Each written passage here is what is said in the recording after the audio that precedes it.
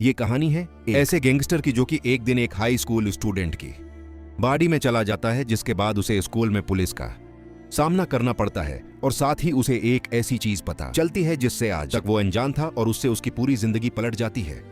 दोस्तों, ये Korean drama काफी मजेदार और एक्शन कॉमेडी से भरा है। इस वीडियो को एंड तक जरूर देखिएगा, आपको जरूर मजा आएगा।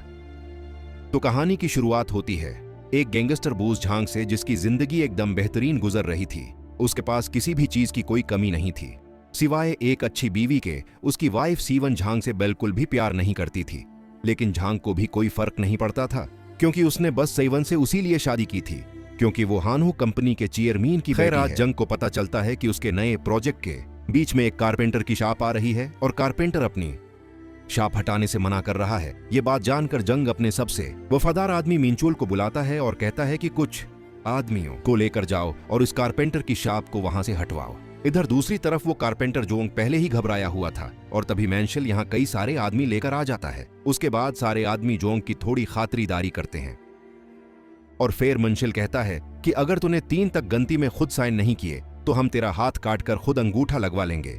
जोंग भी डर कर अब साइन कर देता है। वही रात में जब झांग आराम से खाना खा रहा था तो तभी यहाँ पर यांग नाम का एक और आदमी आ जाता है, जो कि किसी भी हाल में झांग से आगे निकलना चाहता था। यहाँ पर झांग यांग की थोड़ी बेइज्जती करता है और अपनी बेइज्जती करवाने के बाद यांग यहाँ से निकल लेता है।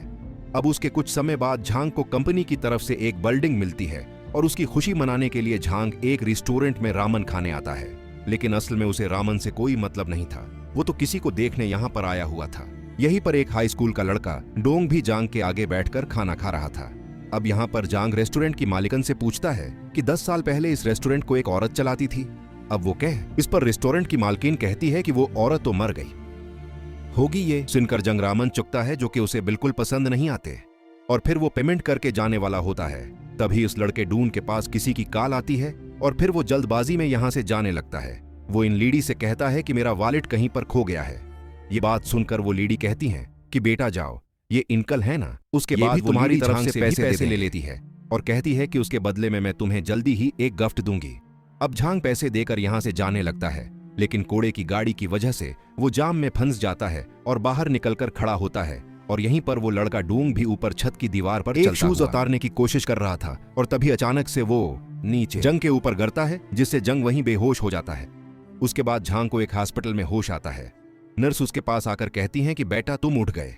क्या झांग सोचता है कि ये नर्स मुझे बेटा क्यों बोल रही है। वो नर्स डॉक्टर को बुलाने चली जाती हैं।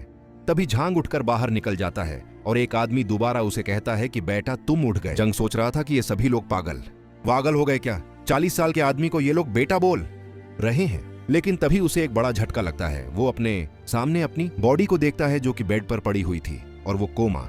अब उसके बाद वही कारपेंटर जोंग भी यहाँ पर आ जाता है और जोंग को अपना बेटा कहने लगता है। और जोंग को पता चलता है कि उस वक्त उसकी आत्मा उसी हाई स्कूल के लड़के की बॉडी में आ चुकी है, जो कि उसके ऊपर आकर गिरा था। ये सब देखकर जंग हैरान रह जाता है। डॉक्टर को लगता है कि डोंग यानी किस लड़के के सर पर गिरने से चोट लगी है, इसीलिए वो थोड़ा सा अजीब बिहेव कर रहा है। यहीं पर कारपेंटर जॉन कहता है कि मेरे बेटे का बोलने का तरीका भी बिल्कुल बदल। वो कहते हैं कि डोंग मैं तुम्हारा डीड हूं, क्या तुम मुझे नहीं पहचान पा रहे। लेकिन झांग कहता है कि उए भटे अपने हाथ मुझसे दूर रख, में तेरा बेटा। डॉक्टर कहते हैं कि शायद उसके दिमाग पर चोट लग गई है, ये कुछ समय में खुद ही ठीक हो जाएगा। अब उसके बाद झांग को याद आता है कि वो तो इसी लड़की की बॉडी में आ गया है, जो कि रेस्टोरेंट में उससे मिला था, और जरूर रेस्टोरेंट की इस औरत ने ही उनकी सोल आपस में सोच करवाई है। जंग तुरंत ही दोबारा रेस्टोरेंट में जाता है, लेकिन अब वहां पर कोई भी रेस्टोरेंट नहीं था और उसकी एक औरत से बहस हो जाती है। वो औरत कह रही थी कि वो रेस्टोरेंट तो यहाँ से सालों पहले हट चुका है, लेकिन झांग उनसे कहता है कि मैंने कल ही यहाँ पर रामन खाए थे। लेकिन वो औरत झांग को पागल समझती है। यहीं पर झांग के इसली बूढ़ी के कोमा में जाने की खबर सुनकर इसी आदमी यांग को काफी खुशी अपने घर पहुंचता है और देखता है कि उसकी वाइफ रो रही है। जंग को लगता है कि शायद उसकी वाइफ को जंग के अगो में जाने से काफी दुख हो रहा होगा, लेकिन असल में वो अपना नेकलेस टूट जाने की वजह से रो रही थी। अब तो भी झांग की वाइफ उसे देखकर डर जाती है। झांग कहता है कि मैं तुम्हारा पति हूं, मैं झांग हूं, लेकिन उसकी वाइफ को यकीन नहीं होता। वो आलामर बजाकर एक तलवार उठा लेती है। तभी ये गार्ड्स यहाँ पर आकर झांग को पुलिस के हवाले कर देते हैं। फिर ऑफिसर झांग से कहता है कि तुम इस घर में क्यों गए थे? गुस्सा आ जाता तुम वहां पर चोरी कहता है कि वो पूरा घर मेरा है, भला मैं अपने घर में चोरी क्यों करूंगा। वो कारपेंटर अपने बेटे डून को रोकते हैं और पुलिस को बताते हैं कि उसके सर पर चोट लग गई है, जिसे लगता है कि शायद ये सुटिया गया है, अब उसे मुआफ कर दो। फिर वो उसे लेकर यहां से जा।